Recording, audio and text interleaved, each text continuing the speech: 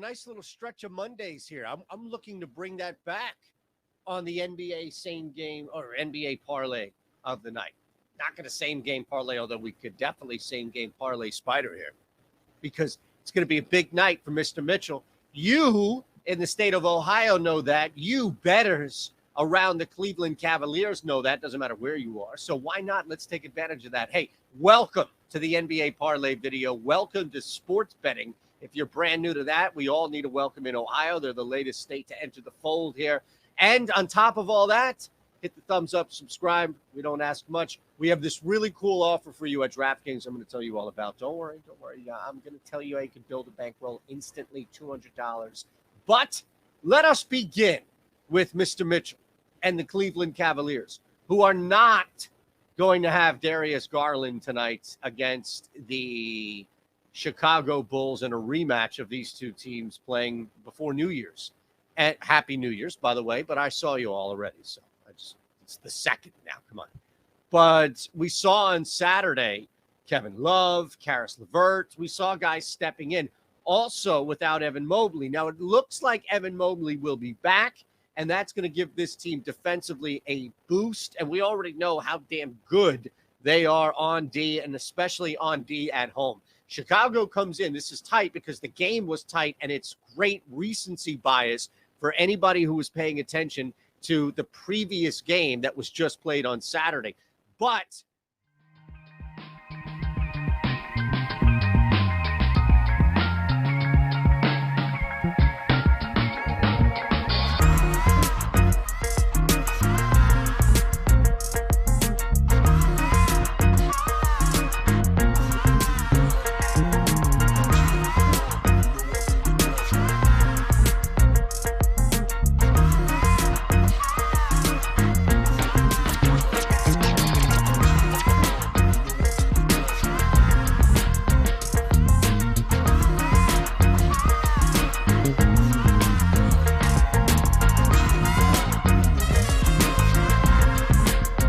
Good morning, everybody, and Happy New Year. Welcome to the Stokastic NBA Strategy Show, and it's a special one because it is my first show of the new year. And to kick off the new year, I'm not just here by myself. I'm here with Alex Baker at Awesemo DFS, so the boss man himself, hopping in on the NBA Strategy Show to help us break down the 10-game Monday NBA slate. So as you guys come in, like the video, subscribe to the YouTube channel, and shout out to Prize Picks, the sponsor of today's show. Alex, how you doing? How was your New Year's?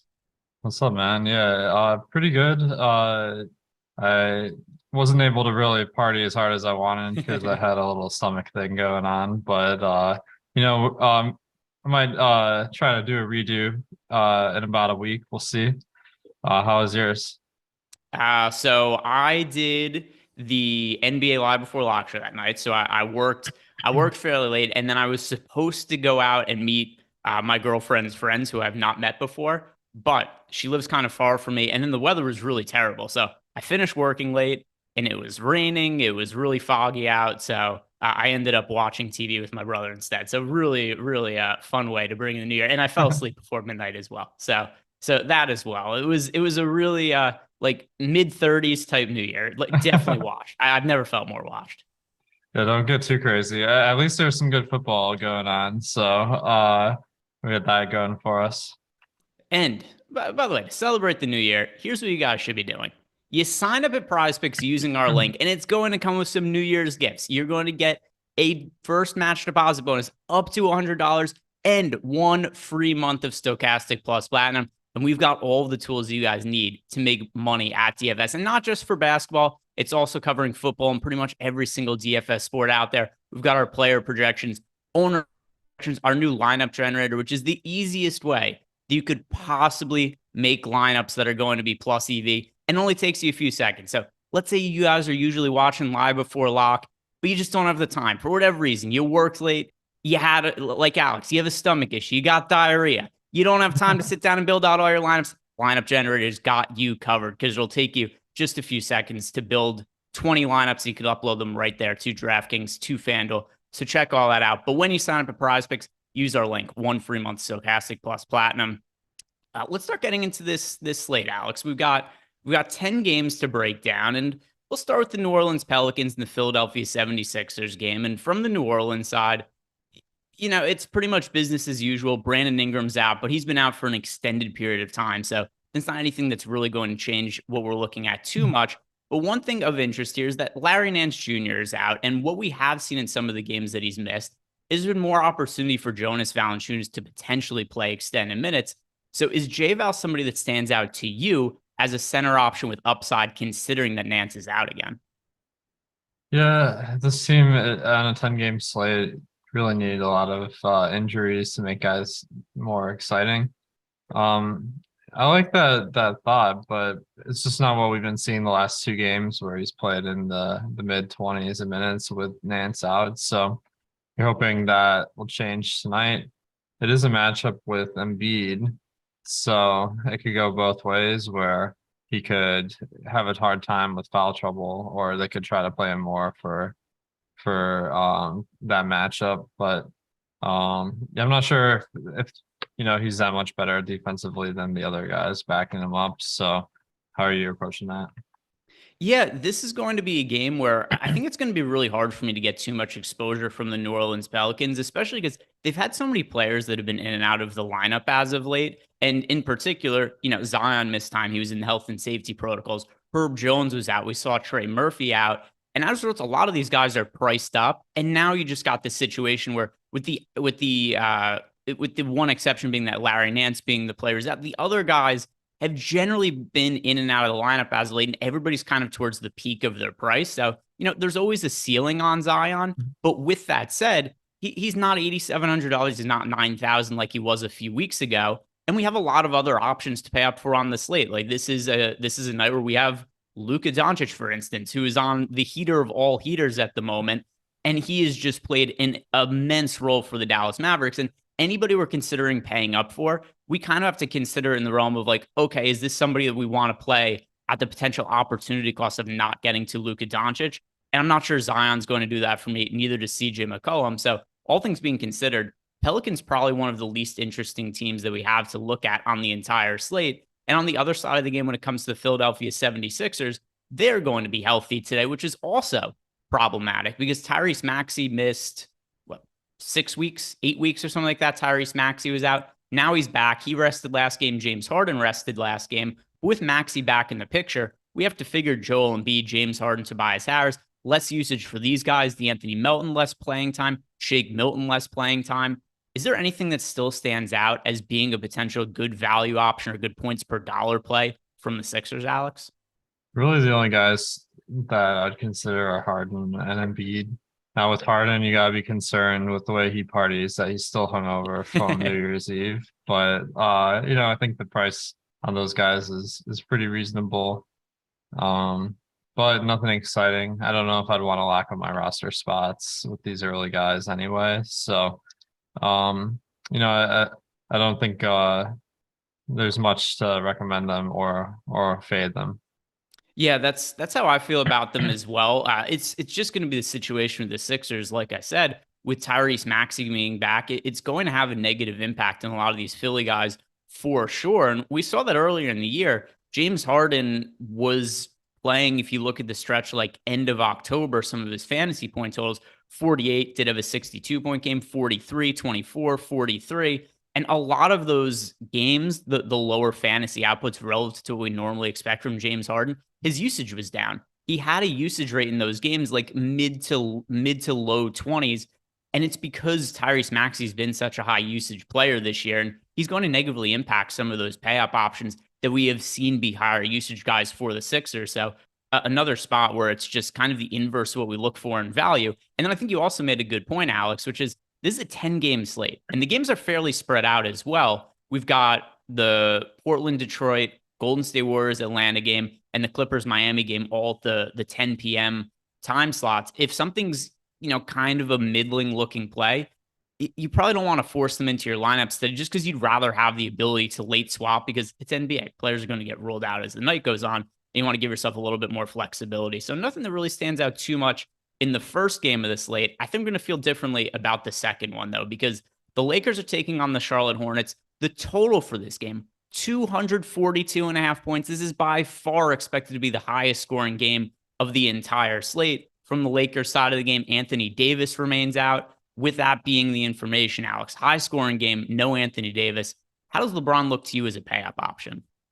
Well, unfortunately, it's not his birthday every day, so we might not see exactly what we saw the other night, but he doesn't seem like his price is adjusted for the situation because obviously he has to do a lot on the team, pretty much everything.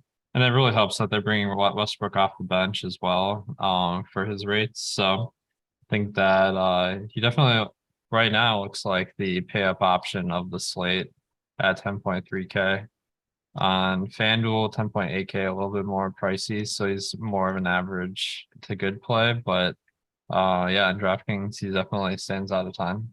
Yeah, a little curious to me that he's not more expensive, especially because LeBron was more expensive just recently, and then his price point regressed for, I mean, reasons that are totally unknown because Anthony Davis has been out, and the matchup is about as good as possible. Should be really fast paced. Both these teams, Lakers a little bit better on defense, but overall for the year, that's because they've had Anthony Davis for some of those games. Without him, they've been a train wreck on defense. The teams both play at a fast pace. And LeBron's numbers this year with Anthony Davis off the court, 35% usage rate, and he scores 55.65 DraftKings points per 36 minutes. For FanDuel purposes, 54 FanDuel points per 36 minutes. He hasn't really been priced appropriately for Anthony Davis being ruled out. So I agree with you. I think if you're looking to get away from Luka Doncic as a pay-up option, who I know a lot of people are going to want to gravitate towards, LeBron is right up there with Anthony Davis being out of the picture. Is there anything else that stands out to you from a value standpoint from the Lakers? Well, Lonnie Walker is questionable, so if he misses, I guess we'd see some more Austin Reeves. He already looks like a pretty good value right now. So if he got those extra minutes, I think that he could potentially be an option. Westbrook also, he looks like a pretty good price at 7,500. So I think that he's pretty reasonable, but we're still working with the early games, so that is a little bit of a disadvantage. What do you think? It's probably going to mostly be LeBron or bust for me. And I'm also projecting a little bit here from the standpoint of, like you said, hey, Austin Reeves could look decent if Lonnie Walker's out. But I always find that when I'm doing the strategy show and talking about some of these games in the morning, I'll be walking through these scenarios, be like, oh, Lonnie Walker, if he's out, Reeves could be a decent looking points per dollar option. But on a 10 game slate, something better always ends up coming across. I don't know what it's going to be at this time in the morning, but it's probably going to be something later on the day. So LeBron, I'm certainly going to roster him a good amount as a pay up option.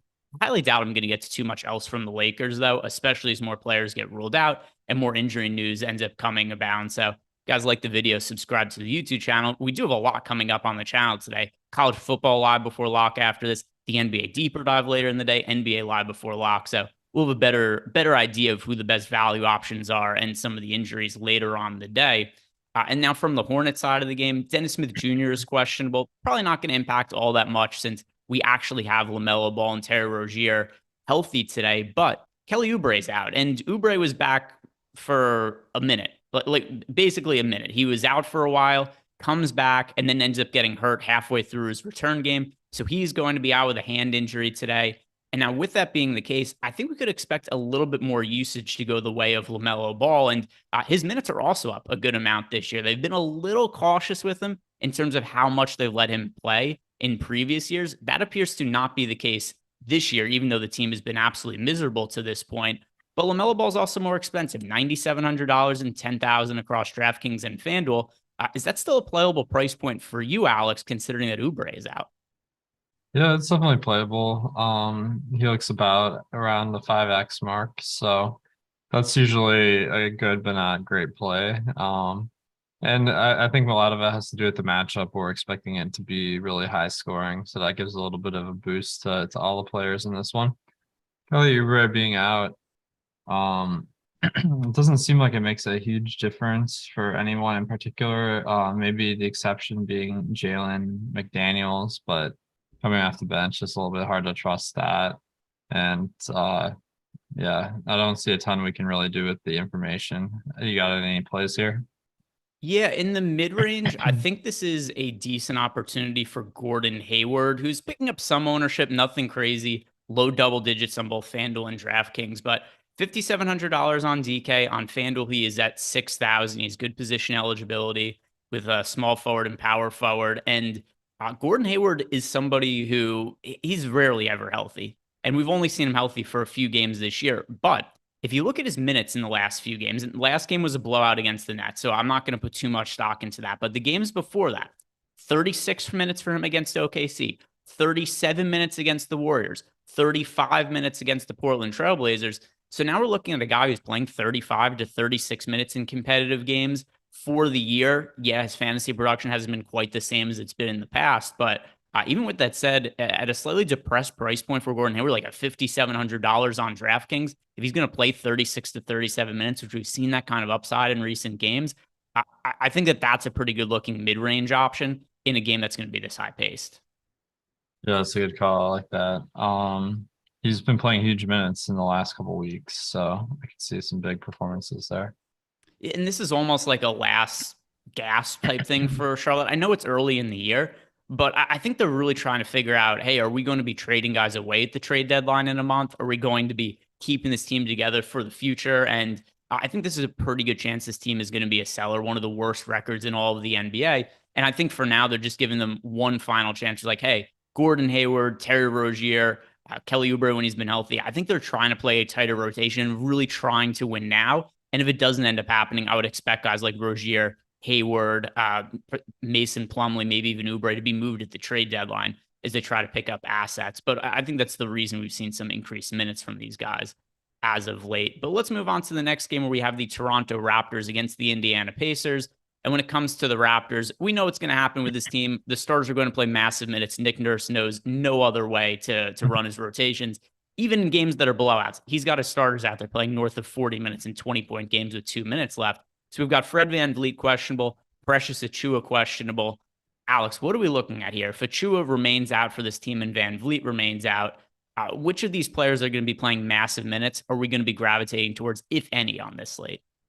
Well, I think Gary Trent Jr. had a pretty big game with VanVleet out the other night. So he would definitely benefit. He got a lot more minutes in that one than a normal game. Precious Achiuwa being out, I don't think that really moves the needle a ton because, he's been out for a while and they have plenty of bigs that they love just spreading around the minutes. So VanVleet, that will definitely be a big injury to watch, but because he's been out for 2 games, I think the prices account for it a little bit. Another guy that you could look at pretty much regardless is OG Anunoby. He didn't play a lot of minutes in the last game, but as a result, his price is down a little bit, so he looks like a nice option. Of all the players on the slate, I think Gary Trent has the biggest price discrepancy between FanDuel and DraftKings. FanDuel's gone ahead and priced him way up. He is $7,000 on FanDuel, but DraftKings has left him at $5,300. And you brought up the most important point before, Alex, about his playing time. Last game without Fred VanVleet in there, Gary Trent started and played 39 minutes, and they've been a little weird with his role as of late. He was injured. He came back. He came off the bench, only played 20 minutes. And then even when we saw the Raptors with injuries, they were bringing Trent off the bench. They finally moved him back into the starting lineup last game. 39 and a half minutes, 35 points, 5 rebounds in that game as well, 3 steals and a block. If he's going to start, if Fred VanVleet is out, we're going to have to expect him to play somewhere around the 40-minute mark, which would make him look like a really good play on DraftKings at $5,300. $7K on FanDuel, a much more reasonable price, but it would be difficult to get away from Trent for sure if we're going to be expecting him for somewhere around 40 minutes yet again. So I agree, probably the guy that would stand out the most in the absence of Fred VanVleet should the injuries break that way. Now with the Pacers on the other side of the game, no injuries to talk about. But we've got one of my favorite players in the league, Tyrese Halliburton, on the court. And for the longest time, I was getting to a good amount of exposure to Halliburton on pretty much every single slate. But his price slowly started to rise until DraftKings just decided that he was $9,300 again tonight, $9,800 on FanDuel. I would like to get to Halliburton, and I have a bias towards him. I bet him to win Most Improved Player of the Year before the season started. Pacers have greatly exceeded expectations, one of the best records in the league against the spread. They're right in the playoff mix. I just think that the opportunity cost of playing Halliburton, though, is going to come at the expense of missing out on guys like LeBron James we talked about before, or Luka Doncic, who we're going to talk about in a little bit. So while Halliburton is not a bad play by any stretch, I think I'm going to struggle to get there just because I prefer other options. And there's nothing that really stands out to me about the Pacers in general for tonight. But am I missing anything? Is there anybody you're looking at as being a really good option tonight? No, I think I agree with you here. And the main thing is you can go for guys like Halliburton, Miles Turner, Buddy Hield. Like they're not priced poorly, but it's just like you can only really afford to get one or two of those guys in your lineup, honestly, like this, because any more than a couple of plays that don't add value, you're really gonna be at a disadvantage to other lineups in the field. Yeah, it's going to be one of those spots on a 10-game slate where I get the total is pretty high in this game, but a lot of injuries. There's a lot of players out, and the Pacers are one of the whole teams that we have, so not a lot of interest, and a team that I think we kind of breeze past and move on to the next game, which is going to have a lot of injury news when we get to the Cleveland side. But first, when it comes to the Chicago Bulls, we've got Javonte Green being listed as questionable. Not going to really move the needle very much there. Derrick Jones Jr. is expected to be back in the mix today. Another one that doesn't really move the needle. So we've got the three pay-up options who have been the guys with the most upside on Chicago. DeMar DeRozan, Nikola Vucevic, and then Zach LaVine. The problem I always have on slates like this is that these guys are all high usage guys and they all are negatively correlated to an extent in terms of they're all somewhat scoring dependent. It's kind of hard to parse which one of them it's ever going to be on any one given night. So on big slates like this, especially in a tough matchup against the Cleveland Cavaliers, Cleveland plays at the slowest pace in the NBA and they're number one in defensive efficiency when adjusted for opponents. So Cleveland is the most difficult matchup possible. And it's kind of hard for me to pick out any of these pay up options as being somebody who I'm really wanting to get to today. Unless you could talk me into any of them, Alex. DeRozan, Vooch, LaVine, are any of them really standing out to you? No one's really standing out. I guess the price point of LaVine on FanDuel at 7,500, that's fine, but there's really not any meaningful injuries on the Bulls today. So on a 10-game slate in a tough matchup, this is really one of the teams to just skip over.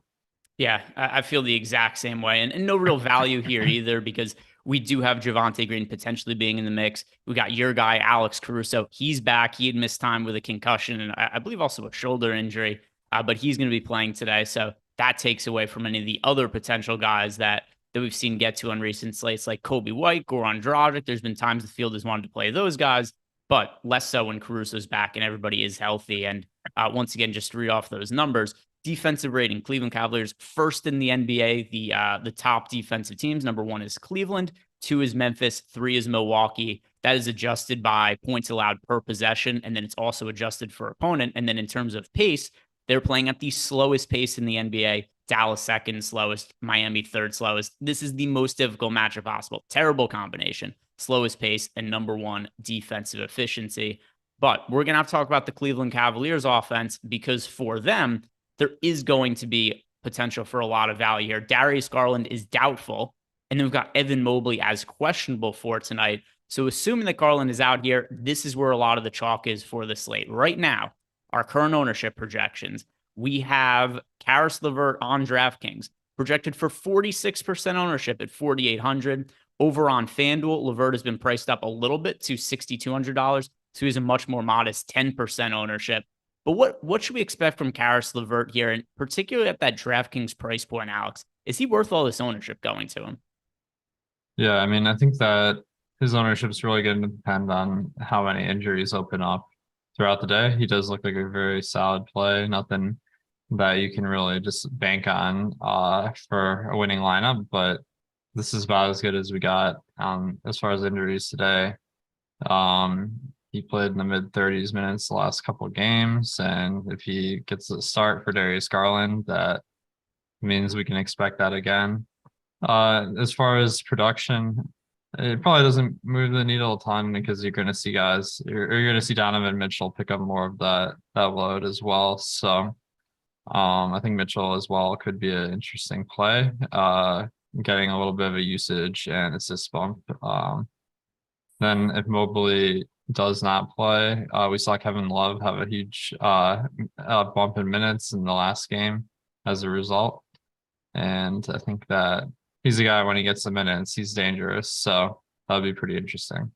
Yeah, Kevin Love last game, to your point, 33 and a half minutes for Kevin Love, which was by far the most he'd played the entire season. It was also his second start of the year, 37.75 DraftKings points. So definitely the guy who benefits the most in the absence of Evan Mobley.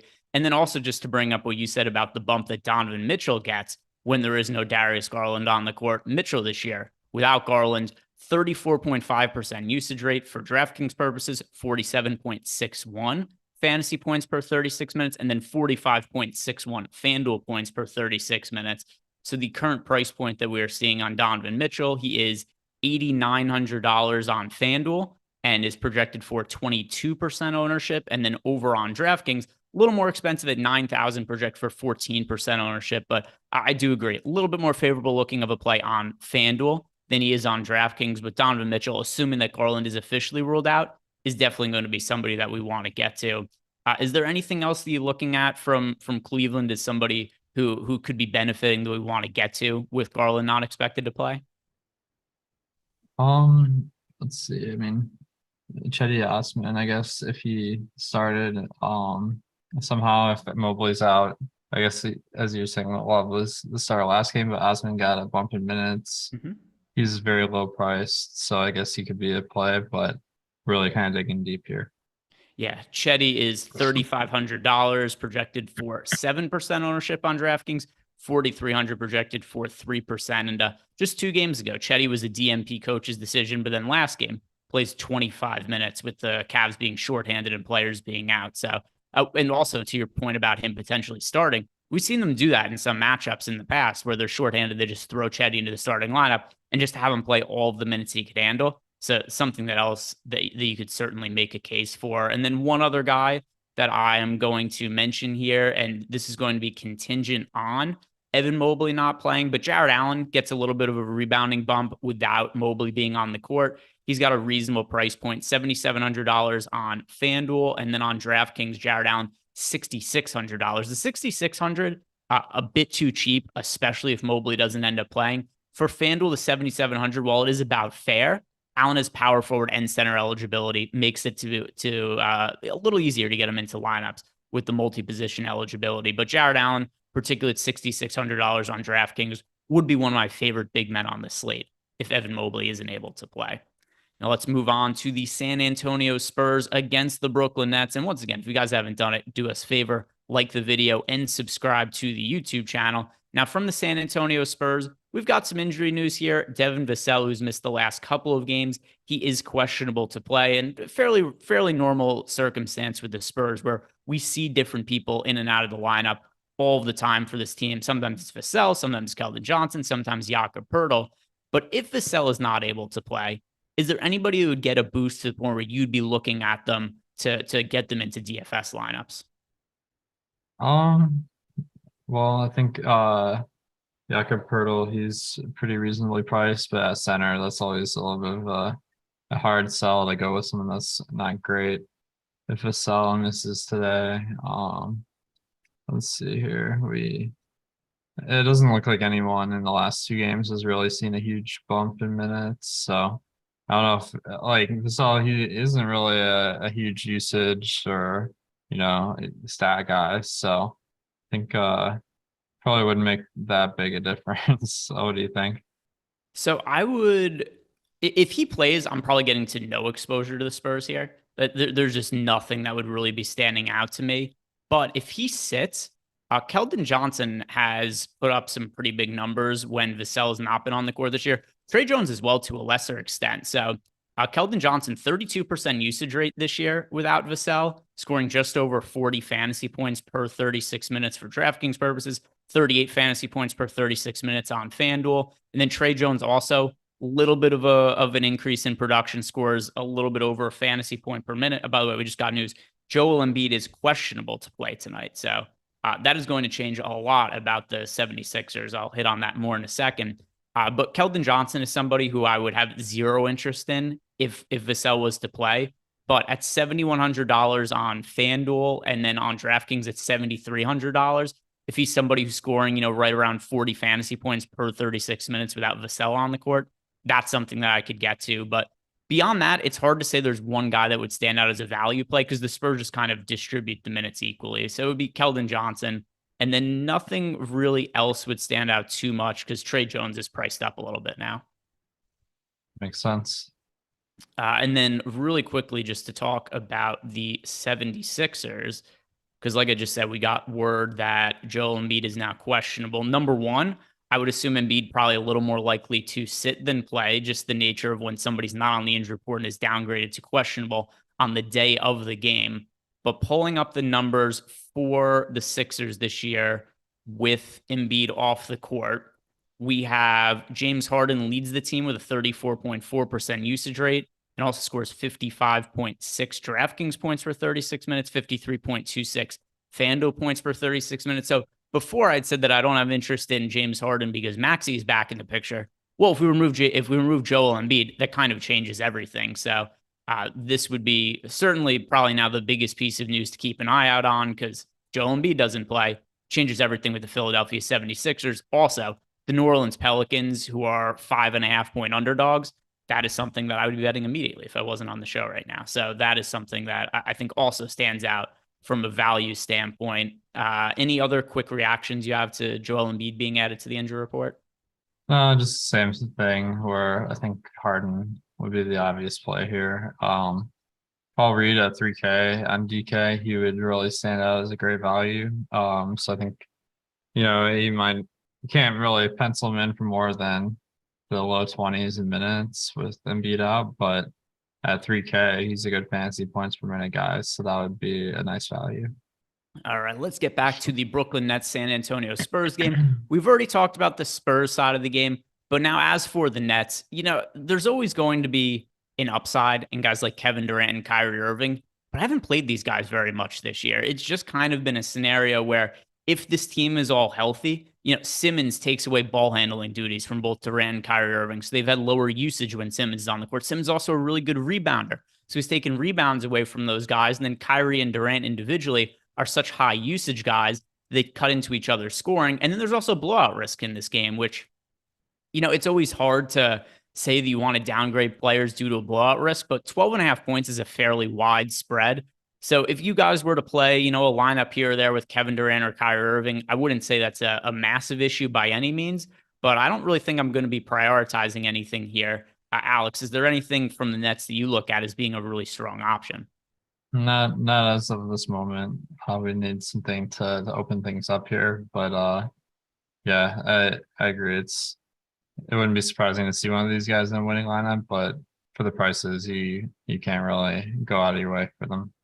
And then the other thing, too, is that TJ Warren's another player who's a fairly high usage guy and has been in the past. And not only is he back with the Nets and healthy now, but he's playing pretty considerable minutes. The last few games, 32, 26, and 27 minutes for TJ Warren. If this is just another guy that the Nets are going to be adding into the mix as a player who's going to have a usage rate probably north of 20%, it's just shots that are going to come away from Kyrie and Kevin Durant. So a really good real life team right now. And obviously there is some upside for DFS, but probably not anything I'm going to be venturing towards tonight.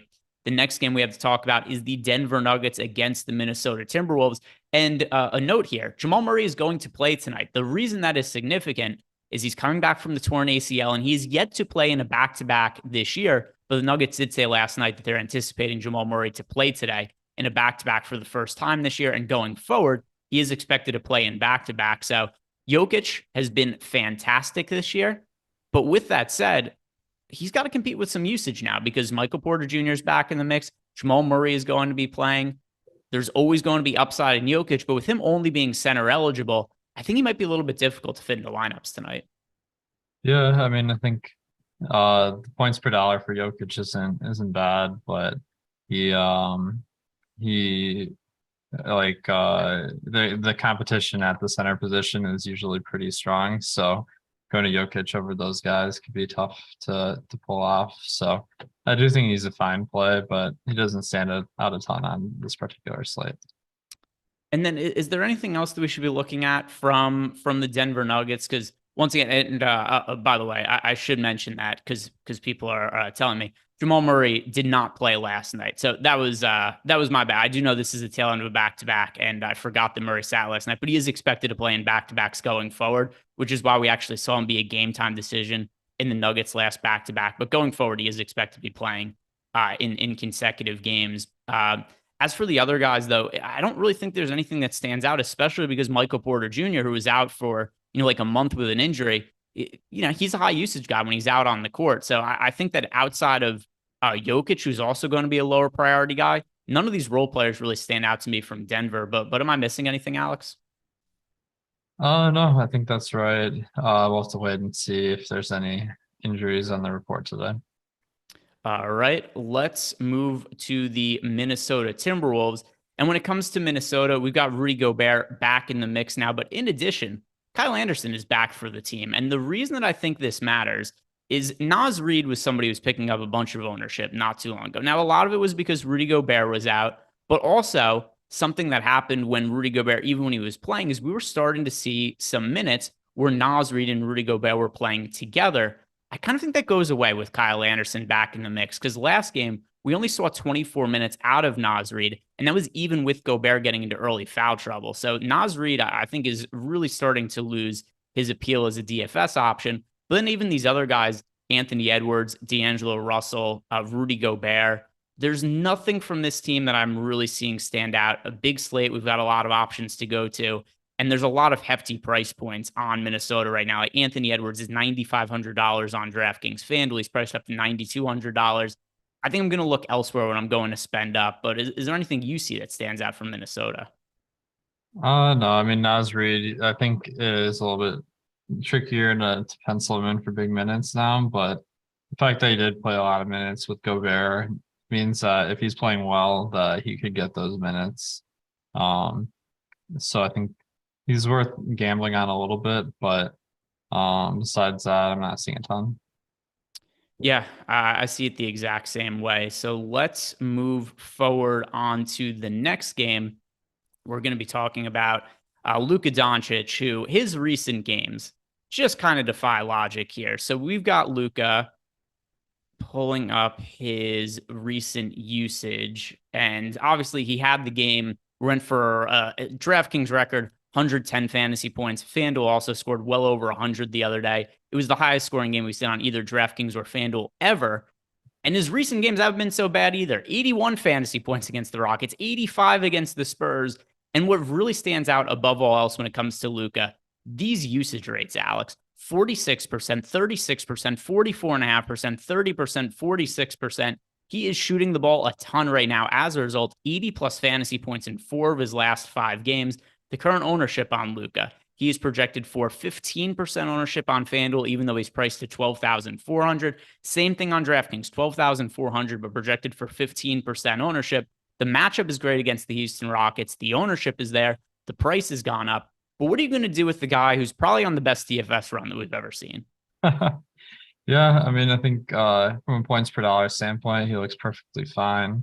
You gotta wonder how many people are going to chase those performances. And I think any sport, it's kind of like when you see a guy outperforming their projection on a considerable number of times, it's usually more of an outlier than it is a trend that you can really take to the bank. So, I mean, it really stands out how well he's been shooting on these recent games too. So I feel like the regression could come sooner rather than later from these recent performances.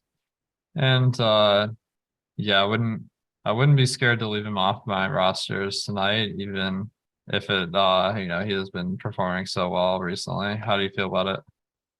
So it's going to depend ultimately, particularly for cash games, how much value there winds up being on the slate. And then I guess also now the status of Joel Embiid, because if Embiid doesn't end up playing, just based on what the prices were, James Harden's going to be a higher priority for me than Luka if Joel Embiid was to be rolled out.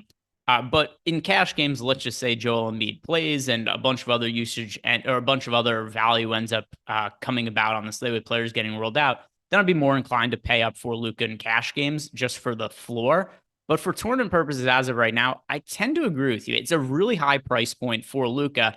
And here's the reality of him at $12,400. even if he scores 70 fantasy points, he's not going to kill you at that kind of price point. Now, if he goes for 80 plus again, he will. But like you said, the shooting is not sustainable. He's not going to continue to shoot, 50% from three or whatever the mark is from the last few games. And something else also, part of the reason his usage is so high, and obviously he's always going to be a high usage guy. He's a 38% usage rate for the year, but there's a big difference between 38% usage and the 46% usage rates we've seen in the last couple of games.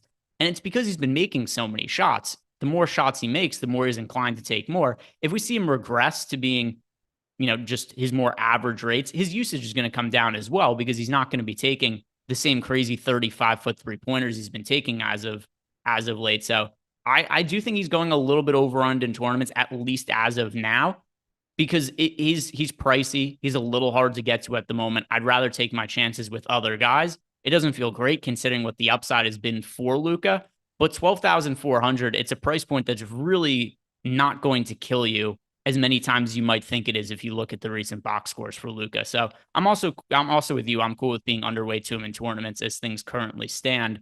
But is there anybody else on Dallas that stands out in a good matchup?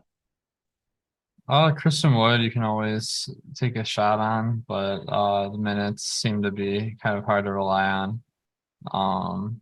Aside from that, no one's really standing out.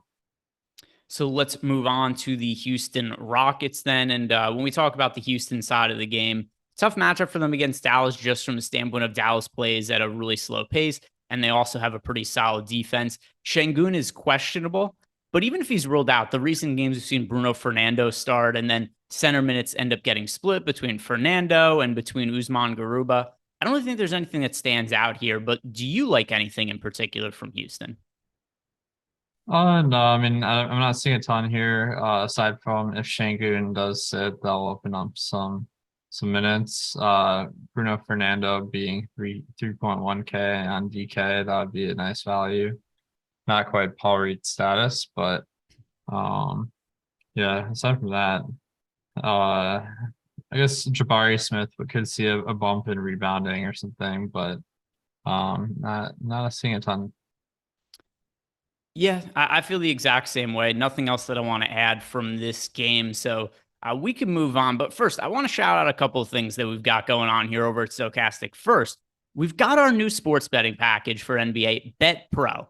And this is a really, really simple way for you guys to find the most plus EV prop bets that are out there. And not just what are the best prop bets, but how much you should be betting on them. Because one thing that's really cool about Bet Pro is not only will it say these are the most plus EV bets of the day, but also say here's what percentage of your bankroll you should be playing on them. And it also highlights different injury scenarios now. So you guys are aware of which players are dealing with teammates that are questionable, if a player themselves are also questionable. So Bet Pro, it's something that we've been featuring more on Live Before Lock as of late. On Saturday, we had a bet that I wouldn't have found on my own otherwise. I was doing the Live Before Lock show with Matt LaMarca, and we both ended up betting Walker Kessler over 1.5 blocks at plus 175, and that bet ended up winning. So Bet Pro, it is the easiest way to find the best prop bets available. And also, I reached out to Sean Zahn. I said, hey, Sean, can I get some of the results from Bet Pro over the course of the year? And I did some math on it and found this, that if you guys were paying for Bet Pro from the beginning of the year, which it wasn't a product then, so you wouldn't have, but just based on all of the bets that we've tracked in our model over the course of the year, if you'd have bet $100 on each of the ones that were projected to be plus EV, you'd have made $2,400 even after paying for the weekly rates for Bet Pro. So I like this tool. I think it's something that's definitely going to be paying for itself. And then also, we've got our sponsorship right now with BetMGM, where if you sign up at BetMGM by using our link, you're going to get 2 free months of Stokastic Plus Platinum and a risk-free bet of up to $1,000. And these things go together really well. So you sign up at BetMGM, and you're going to get some risk-free money to play with. You lose that first bet, refunded up to $1,000. But also, you sign up for Bet Pro, which could also come with a 7-day free trial when you guys sign up for the first time. Find some bets you like over at BetMGM, and all the stuff is going to pay for itself. So check it out. And when you sign up at BetMGM, click on our link below because it's going to get you 2 free months of Stokastic Plus Platinum. Few games left to talk about here, Alex. The next one, the Detroit Pistons, your favorite team. Has everybody seen you wearing your Detroit Pistons jerseys on Twitter before? We've seen you in your Lions garb as well. But is there anybody that we should be liking for a DFS purpose? Because this is not the best looking team on paper. Yeah.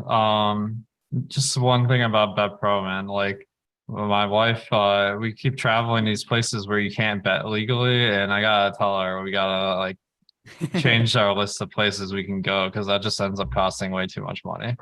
To not be able Opportunity to cost, bet. opportunity Yeah, cost. exactly. So, all right, for the Pistons, like this is the last game that Killian Hayes is suspended for. So looks like Jaden Ivey's been really having a tough run recently. He could I'm not really sure what's been going on there, to be honest, but he seems logically like one of the guys who would benefit the most from Killian Hayes being out. But I guess it hasn't materialized yet. So aside from that, I don't really have a ton. Marvin Bagley played a crazy amount of minutes last game compared to what he has been playing.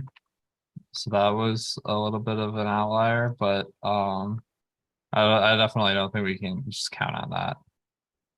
We've got a super chat here from Foster Elijah. Says he's a Stokastic Plus Platinum member, and he wants to add Fantasy Cruncher and wants to know the easiest way to do this here. He's asking, so either message me on Twitter or message support, and we can help you get set up with that. I think that would just be the easiest way for us to walk you through and get you set up with the Fantasy Cruncher add-on. But Elijah, if you follow me on Twitter, then just message me or email support@stokastic.com. And News God, who runs support during the day, he'll be able to help you set that up.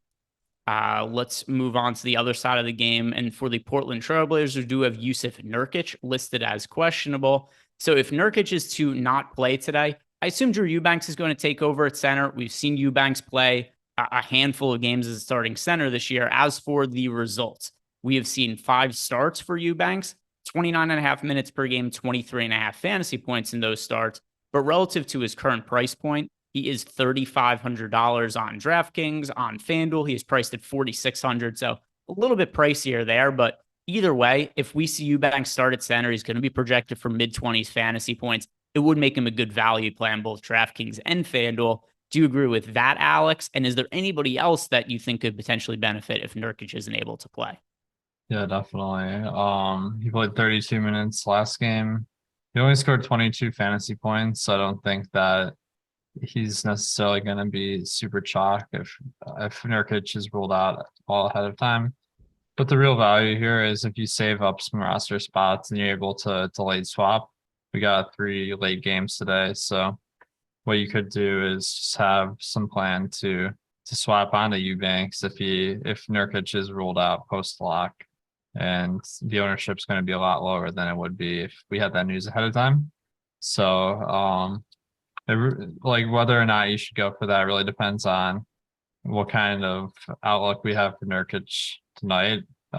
Since it was an illness and he missed the game on the 30th, like I would have to guess that more often than not he'll be back tonight because it's a little bit weird for guys to miss a game 3 days later after they were sick. So I would kind of bet on him playing. What's your opinion?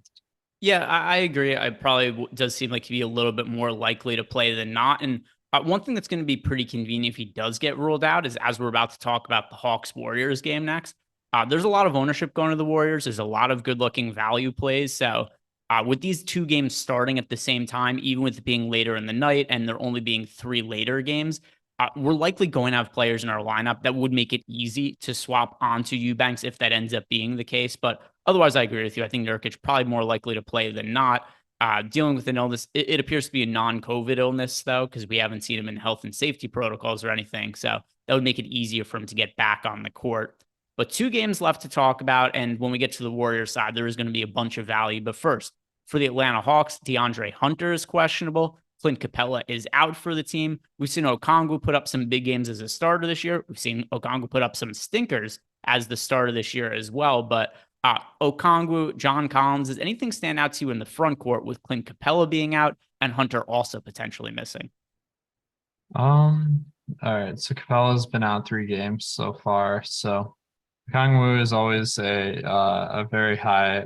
It seems like his variance in minutes is very high whenever Capella is out, where some games he'll play like high 30s in minutes, while other games he'll get in the mid 20s. So That's always good from a GFS perspective to have that kind of variance, because you really don't care about those times where he gets, you know, you don't care as much about the times where a guy gets exactly their minutes projection as those outliers. So like that. And then Hunter, if he misses, we've been seeing AJ Griffin play a lot of minutes. I don't know if he's a good enough fantasy producer to really prioritize him if Hunter does miss. So all in all, I think Kongwu is a fine play, but at center, it's a little bit tougher to get the guys. Yeah, and you brought up the most important point about his minutes. So the 3 starts without Clint Capella, Kongwu's played 43, 37, and 21 minutes. The start before that, the last stretch where Capella was out, we saw him play 40 minutes, 23 minutes, 28. The minutes are all over the place for him. For tournaments, though, not really that big of a deal because we care more about the upside than anything because, for all intents and purposes, finishing the 50th percentile is the same as finish 25th percentile. So the upside for Okongwu would make him somebody who I think has some appeal in tournaments, unless just a crazy amount of more value opens up at center. Now, from the Warriors side of this game, JaMychal Green, Jonathan Kuminga, Steph Curry, Andre Iguodala, Andrew Wiggins, and James Wiseman are all out today. And with that being the case, there is a bunch of ownership going to Golden State. In our initial ownership run on DraftKings, Kevon Looney project for 44% ownership. Klay Thompson project for 28%. Lamb, 26%. DiVincenzo, 24%. Draymond Green, 18%. If you look at the top, eight owned players on DraftKings right now, 6 of them are from the Warriors. And then over on FanDuel, Looney, the most popular player, 52% owned. Anthony Lamb, the second most popular, 42%. Alex, there's a massive amount of chalk going to the Warriors. Do you agree with it with all these guys out? I think so, yeah. I mean, they only got 9 guys, and one of them is a guy that hasn't really played much rotational minutes this year, and Patrick Baldwin. So, yeah, I think those 8 guys besides him are going to get a lot of run. And it looks like the only difference from the last game is Jonathan Kuminga is out for this one. So, I think going to guys like Klay, it looks like Poole's price is kind of up and up that it's not as exciting to go to him, but Klay Thompson is reasonably priced. Anthony Lamb, he's potentially in line for a big minutes boost with Kuminga out. Then Kevon Looney can just trust the minutes a lot more with some of these injuries. So, I think those ownerships make sense. What do you think?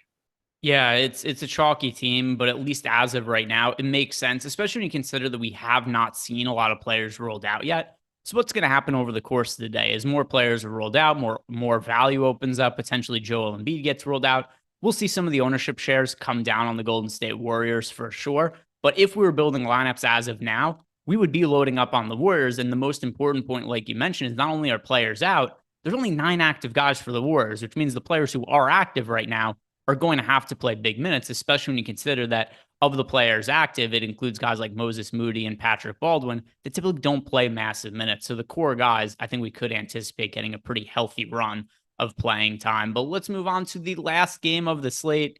And it's one that doesn't really have a whole lot of interest to me. Miami Heat against Los Angeles Clippers. On the Heat side of the game, we've got the normal nonsense with players questionable on the injury report. Caleb Martin, Gabe Vincent, Duncan Robinson, Udonis Haslem. But none of those guys are massively key players. We've got Lowry, Hero, Butler, and Adebayo healthy. Those are the guys that matter most. So nothing really that I see is standing out from the Heat. Do you see it any differently?